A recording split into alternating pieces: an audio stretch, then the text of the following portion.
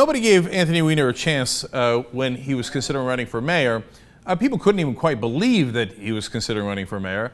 But all of a sudden, here comes Weiner from behind. They just did a poll of different Democrats who might run in the primaries in New York, and he came in second.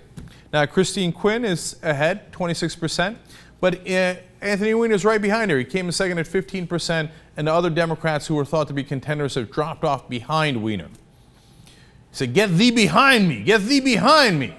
All right, so people are surprised by this. I'm not. He's got a lot of name recognition, and he was actually a very good congressman before he did something really stupid on Twitter. And so I wouldn't be surprised if he gave Christine Quinn quite a run for her money. And the way that the primaries work on the Democratic side in New York is that there's a runoff among the top two if no one gets above 40%. Before Weiner was thought to enter the race, Christine Quinn was above 40%.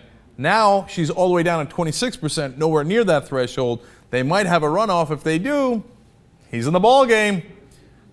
Here comes Weiner.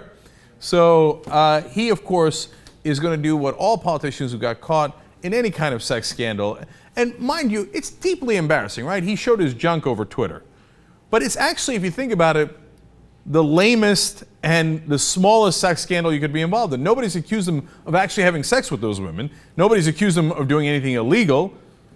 All it is it was a stupid thing to do. He showed, pictures of his penis to women on Twitter. And as you say it, you think, oh, God, why did you do that? It's so embarrassing. But in reality, does that have anything to do with his principles, his politics, how he would do as mayor of New York? He was a wonderful congressman before he did that. And it had nothing to do with how he legislated. Remember, by the way, Weiner was the top guy who pushed for money for health care for the 9/11 responders. Remember when Jon Stewart went crazy about that on The Daily Show? Well, it was Weiner who was pushing that legislation. The Republicans were blocking it. And Weiner won on that, and the 9/11 responders wound up getting their health care paid for. So he did some great things before the unacceptable mistake on Twitter. How funny is our politics now? So in this funny world of politics, how do you make a comeback? You profusely apologize about 28 times. He spoke to the New York Daily News. He invited them to his home. There's two funny things about this. First, let's see a string of apologies here. And for that, I'm very sorry. I'm very sorry in general, but I'm very sorry to you as well. For that, I'm profoundly sorry. Can I have a second chance? And it's something that I deeply regret. And I think I'll be spending a lot of time from here on out saying I'm sorry. I know. I watched that first part of the 10-minute interview, and it was nothing but, I'm sorry, I got it, you're sorry. But it won't be enough. The next interviewer will ask the same things, and the one after that, and the one after that, and he'll have to go on what is, I think, a hilarious new thing in politics, an apology tour, where he goes around and my mistake, my sorry, my bad, I'm sorry about that, didn't mean, I'm so sorry. I got it.